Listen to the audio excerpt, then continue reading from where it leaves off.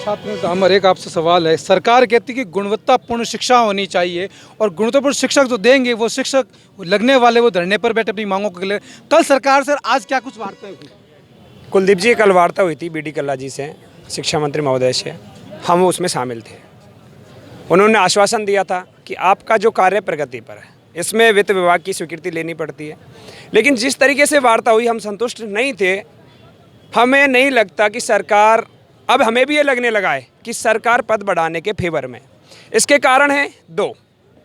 मैं सभी जो रीट के अभ्यर्थी हैं उनको कहना चाहूँगा, एसएफआई संगठन है हमारा साथ दे रहा है, उन्होंने हमारा समर्थन किया है।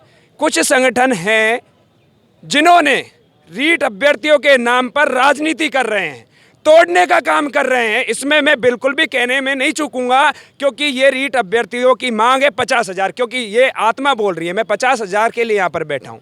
जिस तरीके से संगठन है एसएफआई यहाँ पे बैठी है, धरातल पर कार्य कर रही है, लेकिन कुछ संगठन आंदोलन जारी रखवाने के लिए आंदोलन जारी रखवाते हैं, दो गुट बनवाते हैं। उन युवाओं को सोचना चाहिए, क्योंकि किसान संगठन अनेक थे, उन्होंने महापंचायतें की, काफ़ी सारी पंचायतें की एक होने के लिए। लेकिन जिस तरीके से एसएफआई संगठन यहाँ बैठा है छात्र के साथ, और कुछ संगठन है जो तोड़ने में लगे हुए हैं छात्रों को, कि सरकार के खिलाफ एकजुट ना हो जाए, क्योंकि उन्हें सरकार की चमचागिरी करनी है। मैं उन तमाम रीट के अभ्यर्थियों को कहना चाहूँगा, मुझे किसी का डर नहीं है, किसी का चमचा नहीं हूँ मैं उन संगठन जो चलाने वाले जो संचालक हैं उनसे ये कहना चाहूँगा, आप जो रीट के अभ्यर्थियों के नाम पर राजनीति कर रहे हो, हर युवा जानता है, पढ़ा लिखा युवा है, बुद्धिजीवी है, उनके मन में है, दिमाग में है कि क्या चल रहा है, लेकिन उनका माइंड वॉश करते हो आप लोग, एक नहीं होने दे रहे हो। मैं रीट अभ्यर्थियों से एक बात कहना चाहूँगा, आप हमें दोष मत देना।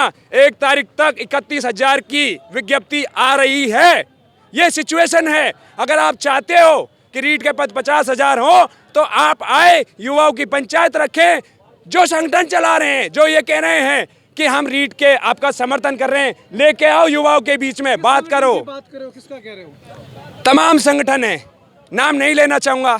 युवा इतना बेवकूफ़ नहीं है, सारी बातें समझते हैं। राजनीति हो रही है शहीद स्मारक पर, मैं बिल्कुल भी नहीं चूकूंगा, क्योंकि काफ़ी दिन से चुप हूँ। स्मारक पर राजनीति हो रही, आप स्वयं शहीद से बैठे हो। बिल्कुल, तभी तो मैं कह रहा हूँ सर, शहीद स्मारक एक राजनीतिक अड्डा बना दिया है।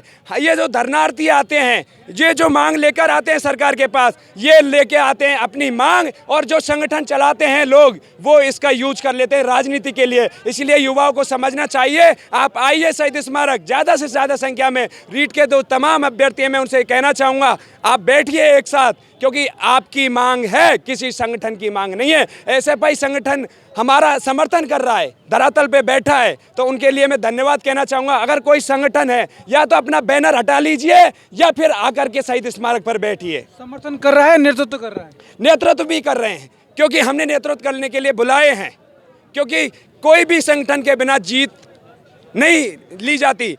जब तक संगठित नहीं होंगे तब तक जीत नहीं हो पाती। छात्र हैं, डरते हैं मुकदमे से, और जब तक कोई संगठन जिम्मेदारी नहीं लेता तब तक जीत बहुत मुश्किल हो जाती है। एसएफआई संगठन जिम्मेदारी लिए, मुकदमे होंगे, हम झेलेंगे, हम आपके लिए लड़ रहे हैं। आपने इतिहास उठा के देख लेना एसएफआई का, 18 टाँके खाएं छात्रों के हित के लिए। ऐसा नहीं जो पर्दे के पीछे बैठकर राजनीति कर रहे हैं, तोड़ने का काम कर रहे हैं, ऐसा काम नहीं करते। गालियाँ मिलती हैं एसएफआई को, इसीलिए मिलती हैं क्योंकि वो सच्चाई के पथ पर चलते हैं। आज ये भगत सिंह, इसे दिखाई है, स्थापना दिवस है, ये भगत सिंह की विचारधारा पर चलने वाले लोग हैं, जिन्होंने शहीद 21-22 साल की उम्र में शहीद हो गए थे, देश के हित के लिए, छात्रों के लिए और देश के नौजवानों के लिए। उन्हें सीख लेनी चाहिए शहीद भगत सिंह से।